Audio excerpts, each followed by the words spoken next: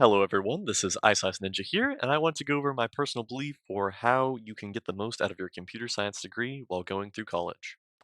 Though it should be stated that I have a software engineering degree, but in my college, the course hour difference was only about 6 or 9 course hours, if I remember correctly. Um, Different than from a CS degree. And it was just replaced by, I think, a few more business classes instead of a few more of the theory-based classes. And then for some background, I graduated from a college and managed to stumble my way into a six-figure salary. So I'm going to try to explain some tips that I use to help me along the way. Also, disclaimer, this is not a roadmap to guaranteed success. I'm not certifying that if you follow my guidance, then you will find yourself working for a large tech company or Fortune 500 company. But these are just things that I have observed throughout my college experience and that I'm glad I did or happy that I avoided. So for starters, all throughout college, I recommend going to class as much as possible. Not to sound super nerdy, but this is a nerdy field, so get used to it. Obviously, you probably won't be able to make it every day. You could get sick, family issues, car troubles, any number of reasons, and that's fine. Though not showing up because class was early or you stayed up late last night is not a great excuse, and neither is having a professor that doesn't explain things in the way you understand. Let me clarify. I've had plenty of professors that could not explain concepts in a way that I would understand, and this is not the professor's fault, but it's definitely an obstacle that you'll have to overcome. The way I did this was by going to class regardless, but I'd sit in the back of the class and use class time as a time I would use to like study and prepare for this class. By this, I mean I would go to back to class and I'd go over notes or I would go over the slides that we were going over that day at the same time the professor was, but I would go at my own pace. Sometimes professors would go too fast. And I was also there to ask clarifying questions immediately if I had any, or at the end of class if I was, pretty far behind. And I could also further research into topics that I don't think were explained well in the slides. So, I could open a second tab and Google, like, go further into explanation of XYZ. Though with this method, I often would need to stay either after class or continue studying at home after the professor ended the lecture. Uh, but I think being able to drag yourself out of bed to a bad class already gives you more determination than most other CS majors. Unfortunately, there was a large influx of CS majors during 2022 or 2020.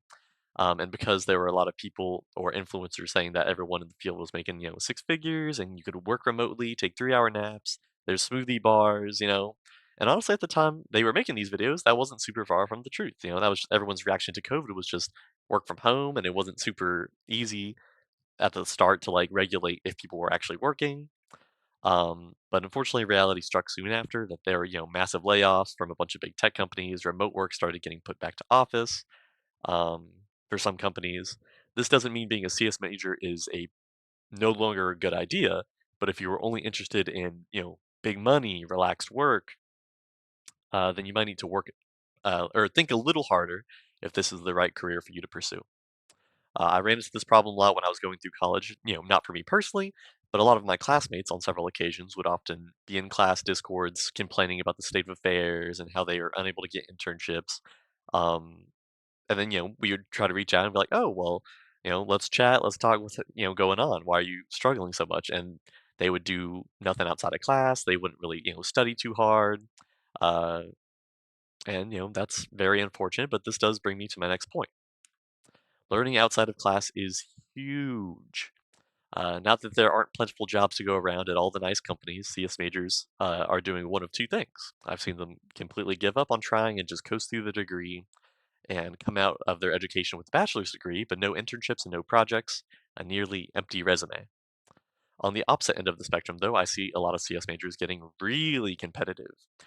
People who grind leak code for hours a day, people who are coming out of the woodworks with apps and projects that make them actual money, and people who are in leadership positions in 5 different clubs. I'll start by saying that there are definitely multiple ways that you can make your time at college more valuable. At my last internship, I had a friend who was in a leak code club where they would do daily problems, and he would also make different Discord bots and other pieces of software that other people would ask him to make, and he'd sell them for money. Another friend at my same internship was the president of 2 separate clubs and had an incredible amount of connections and a diverse skill set and was super good at public speaking, which put him head and shoulders above other CS majors. Uh, and both of these are ways that you can make the most of your college experience. And if either sounds interesting, I implore you to dive into that. Unfortunately, I don't know anything about grinding leak code or being president of multiple clubs, so I can't give any advice on how to go about succeeding along those paths. I will, however, share how I believe I was able to get an internship on my current job. There are several ways to learn CS. Most ways involve you learning outside of class. You can grind, leak code, as I was saying before, to learn data structures and algorithms. This will also help you pass online assessments, or OAs, that large companies will send out to vet their CS applicants. Yeah. You can also read through your coding textbooks that your professors hand out, or, well, I guess that you have to buy, but that they recommend, I guess, and follow along with the examples that they give. As for me, though, I learn best when I feel like I'm accomplishing a goal. This is why I vouch for project-based learning and as a way to learn CS, which means outside the classroom, you are working on projects that relate to computer science and interest you and further your knowledge in a specific field. For example, my freshman year, I had a few locally hosted websites that I'd work on, as well as a web scraping project where I would get the prices off of fast food menus online and then budget out a meal, just because I was a broke college student. These all taught me about front end and back end engineering tasks and also how to work with a database. Now, I wouldn't claim to be an expert in any of those now, so I definitely wasn't an expert my freshman year, but it gave me some exposure that my classes wouldn't get to until my junior or senior years, or maybe not at all. Unfortunately, if you're trying to learn CS by just attending your classes, then you're going to be, or and then going home and hanging out with your friends or gaming. This will put you severely behind.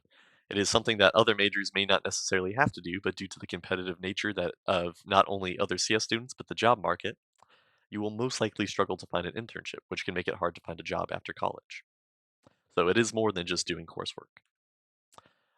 Another advice I can give you, or another advice I can give is to try to figure out what aspects of computer science you enjoy.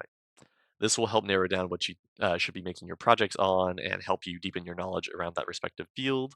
And being uh, not a jack of all trades, master at none is kind of a good thing. You should have surface level knowledge of a lot of stuff, but if you are like surface level knowledge of a lot of stuff and then really good at a specific thing, that definitely will get you on the radar of companies in that field.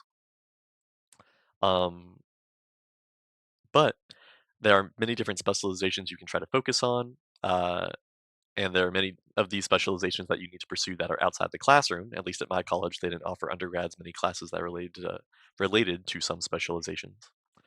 But here are a few specializations as well as beginner projects that you can try to work or try out to see if it's something you would be interested in. For starters, we have front end and back end development. Together, they're called full stack development. You can specialize in one, the other, or both. But I think if you're going to specialize in one of them, you should at least have surface level knowledge of the other. This is because of how they interact with each other so closely, and they're very well paired. In simple terms, front end development refers to parts of your website that you can see and interact with, and back end refers to parts that you cannot see. An example would be if you typed in a search bar on Amazon for a product.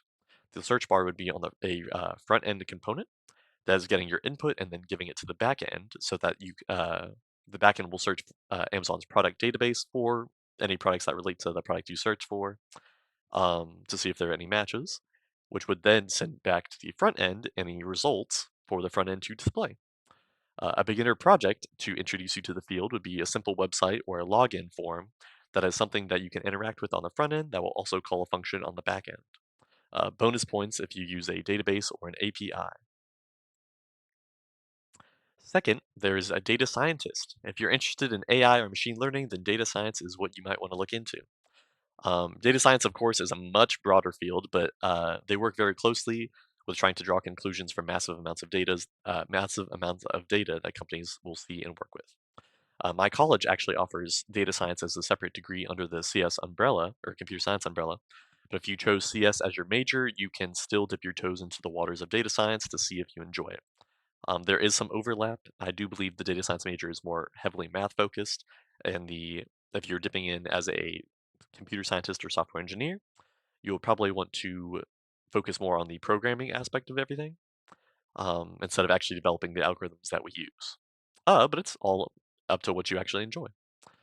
Uh, a good beginner project for this would be using Python's PyTorch library or TensorFlow library, as well as a dataset from Kaggle or some other website to try to find insights into the dataset and predict or classify parts of it.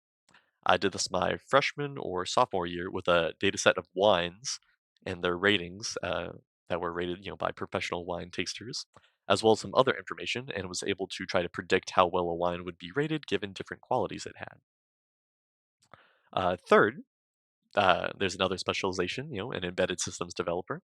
This blends robotics and computer science and involves working with microprocessors or microcontrollers or other electrical components that are embedded inside of other technology. For example, the computers that help autopilot planes, print what you want from your printer, or read a credit card's information at a self checkout kiosk. These typically don't have the computing resources or environments that we are used to when programming on a gaming PC or a laptop. But a good beginner project here would be to first off buy a either microcontroller, microcomputer, microprocessor, something. Raspberry Pi, an Arduino, an ESP32, and just get used to how they work and how you can send them, upload your code to them. If you want an actual project, you can make one of them blink an LED for you, or host a website that you've built so that your friends can see it, or you can expose it to the internet or whatever. This is definitely something that you may want to wait until you've had a computer architecture class so that you actually know what you're diving into, or if you have any previous robotics experience, that also helps a lot.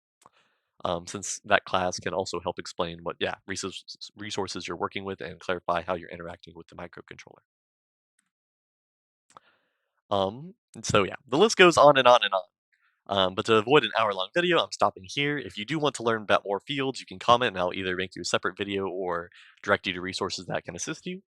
Though, just think about all the different types of computers that are in the world that need to be programmed at a variety of different levels, from operating system to web development, and you can get a good idea of the different types of development work out there. Moving over to another tip, apply, apply, apply. In my sophomore year alone, I was rejected by easily over 100 companies. 100 different applications, well, over that, but before I was finally given an internship. This internship was an hour away from me and also wanted us to be in person. So I was desperate.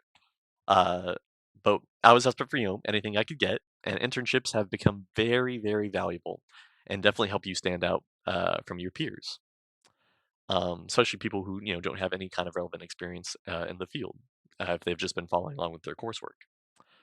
Get an internship as early as you can, and you'll be grateful for it. Once you get one, it should help you get more and more. My first two internships were at small, nearly startup companies, but the experience they gave me was actually really great. And in fact, I actually kind of enjoyed that experience more than my internship at a larger company because the larger company did kind of just put us in our own little box where we had to, kind of work with ourselves versus the smaller companies couldn't really afford to have an internship program just for the sake of an internship program. They actually had us working on real projects. So that was actually really fun. Having actual deadlines, real work to do, helped facilitate my learning. But that was at least for me. Maybe you don't learn that way, but also exposed me to a lot of business practices that software companies take part in, such as the agile methodology. Here's also where a guy told me about some companies doing special hackathons or programs and then hire mostly out of those. And this is what helped me get where I currently am. So it also helps you form a lot of connections in these companies.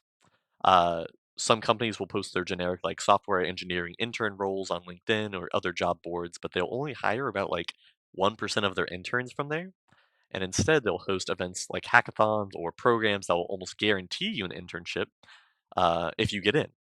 So be on the lookout for those kind of events and programs, in order to help give you a little wedge in with these companies. And I'm pretty sure a lot of big companies have them. If you can get into these programs early in your college career, they will hopefully keep asking you to come back every summer until you graduate and then hopefully give you a job offer. I got lucky and was told this by a friend, but try reaching out to recruiters or other employees at these companies on LinkedIn and asking if there's any events or programs that can help give you this edge. And if you don't get an internship, that's okay. That's cool. I don't know anybody who had an internship for every summer during college. But you can use these summers to either work on personal projects full time or contribute to open source code uh, for projects that interest you.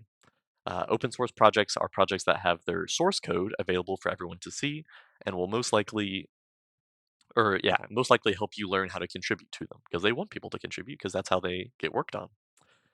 If you can contribute something useful to an open source project, then that might be just as good as an internship in some cases, especially if you can contribute multiple things.